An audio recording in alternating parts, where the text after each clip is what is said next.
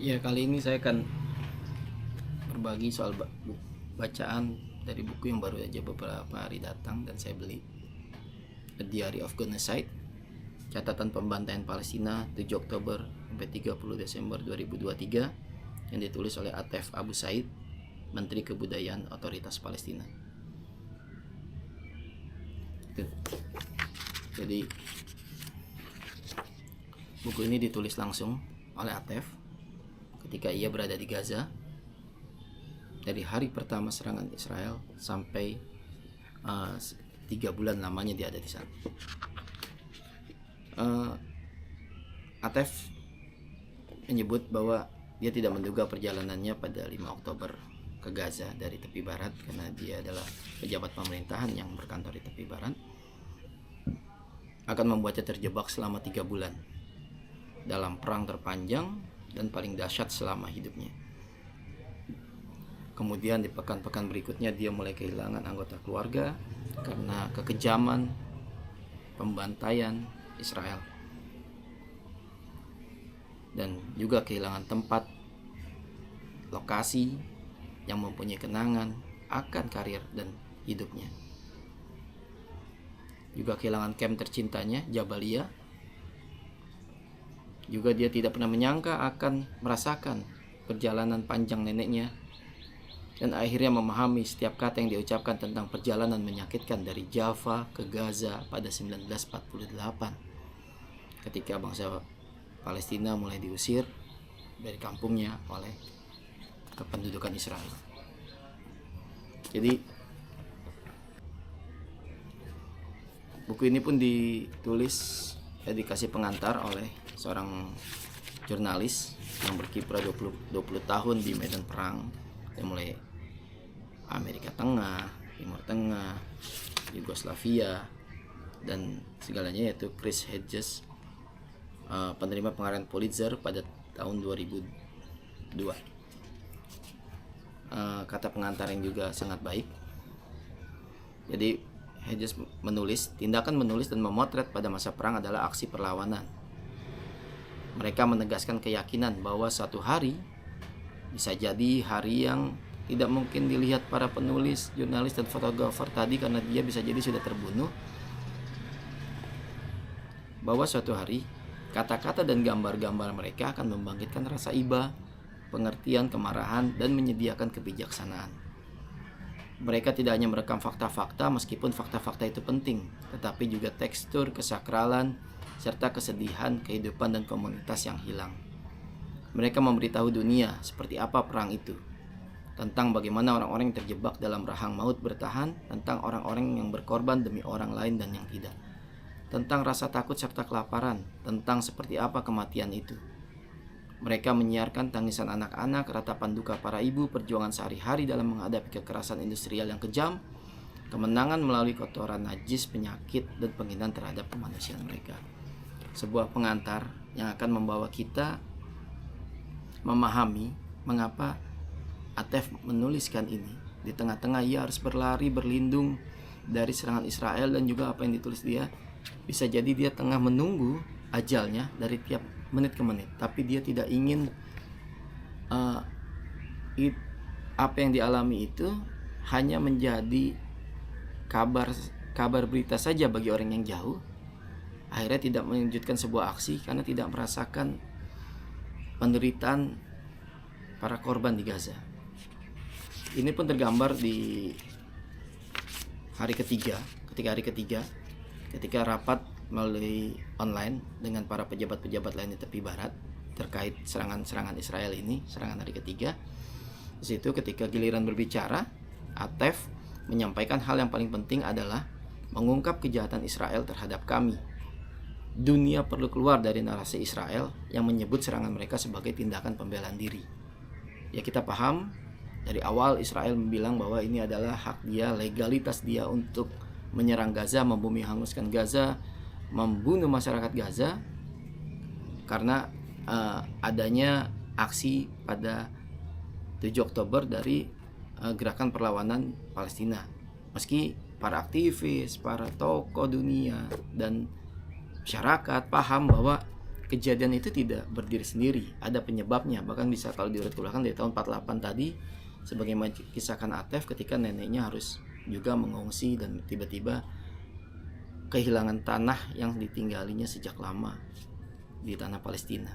Jadi ini adalah perjuangan meraih kemerdekaan yang panjang bangsa Palestina.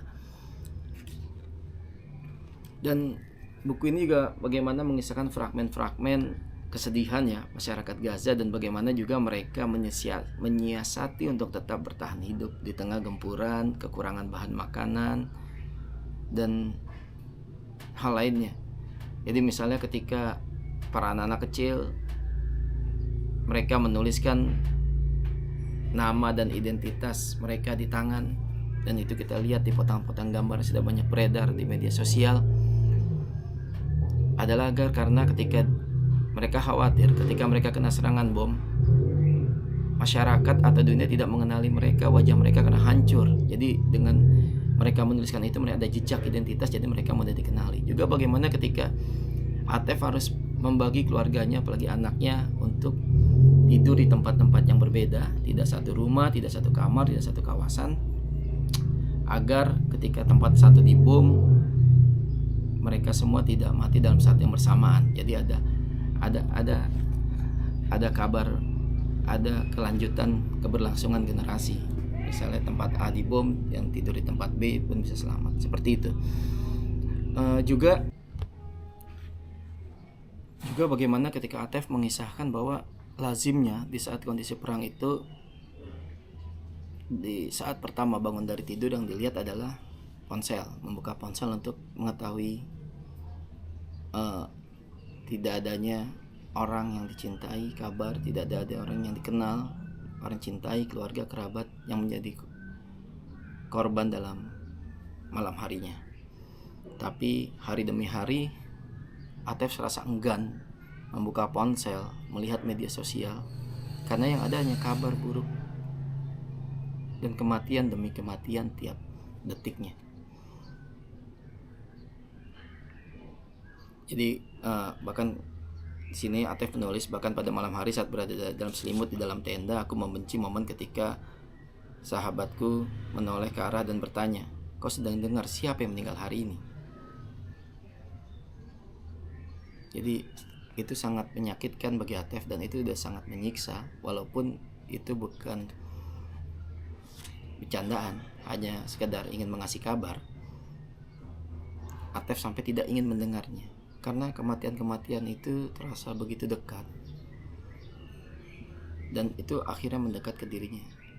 Ini bisa kita alami, relate dengan bagaimana ketika kita COVID 2-3 tahun lalu ya, ketika di media sosial, grup WhatsApp, selalu ada kabar dari kawan, kerabat, atau circle kita yang meninggal dunia. Juga ketika bagaimana pengeras suara di masjid, di musola juga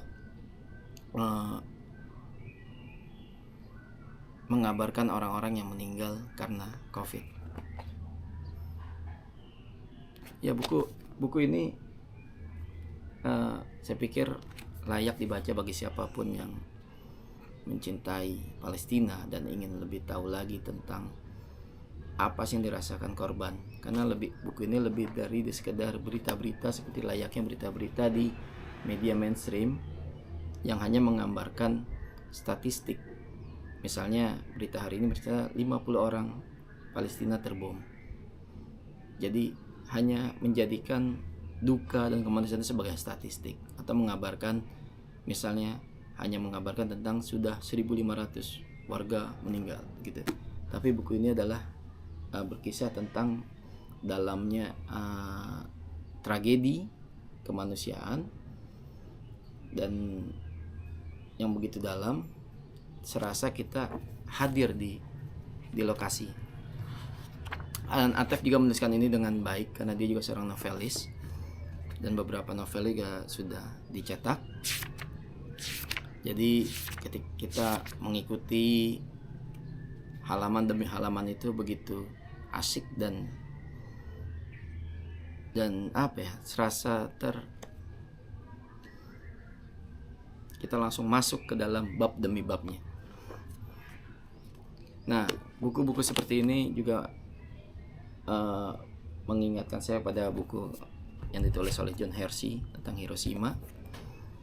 Ini buku yang ditulis dan jadi salah satu buku legend tentang tragedi pemboman Amerika Serikat ketika menjatuhkan bom atom di Hiroshima dan Nagasaki. Jadi hanya beberapa bulan kejadian yang ditulis oleh Hersey, dia langsung ke lokasi ketika beberapa waktu setelah kejadian, dan dia mewawancarai 6 orang yang menjadi korban, dan dia menggambarkan bagaimana detik demi detik, bagaimana before dan after bom kejadian Hiroshima itu terjadi. Nah, buku ini yang saat itu langsung menyadarkan banyak warga di Eropa, karena tadinya apa yang terjadi di Hiroshima dan Nagasaki itu hanya sekedar berita saja tanpa ada detail atau pada rasa kemanusiaan tersentuh. Akhirnya ketika karya Hersey ini rilis, ini pun mendorong gerakan-gerakan untuk menghentikan bom atom sebagai sebuah senjata pemusnah, karena Hersey menulis dengan detail. Juga buku serupa pernah juga ditulis oleh dengan niat serupa oleh Bondan Winarno, saya punya kopiannya, tentang tragedi Tampomas, diberi judul Neraka di Laut Jawa Tampomas 2, kapal penumpang Tampomas yang tenggelam dan ratusan orang meninggal. Dan di sini juga Pak Bondan yang kita kenal lebih kenal familiar sebagai ahli kuliner, ternyata dia juga jurnalis, dan beberapa karya investigasi terbit, bahkan beberapa sempat dilarang, seperti kasus ketika dia membongkar kasus BRIX tentang tambang di Kalimantan. Juga ini kapal Tampomas, jadi dia menanyai semua aktor yang terlibat, semua korban dari yang terlibat di kejadian itu, dan dia bisa menuliskan dengan detail perasaan korban, gambaran kejadian, sehingga menyadarkan bahwa sebuah tragedi besar terjadi.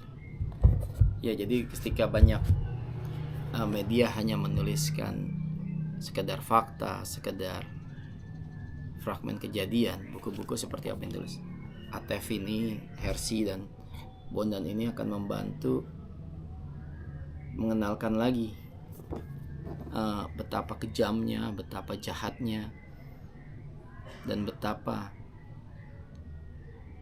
rusaknya dampak dari perang yang berlebihan. Ya, seperti kita lihat di Palestina, nyatanya terjadi gimana warga sipil menjadi sasaran hujat tanpa mengenal siapa dia, tanpa tebing aling. Warga sipil, tua, renta, muda, anak-anak menjadi sasaran.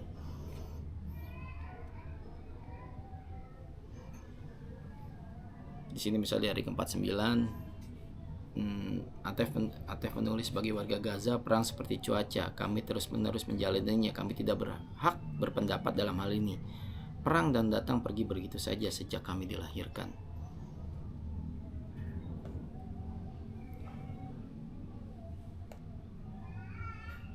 Banyakan warga Gaza tidak pernah meninggalkan jalur Gaza. Mereka tidak tahu bagaimana rasanya hidup ketika perang tidak menjadi suatu hal yang normal.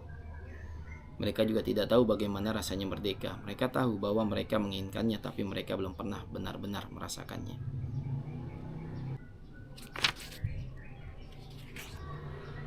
Ya lagi saya bilang, ini buku yang menarik, buku yang bagus, bisa dibaca dan dinikmati untuk merasakan kegetiran warga Gaza. Sekian.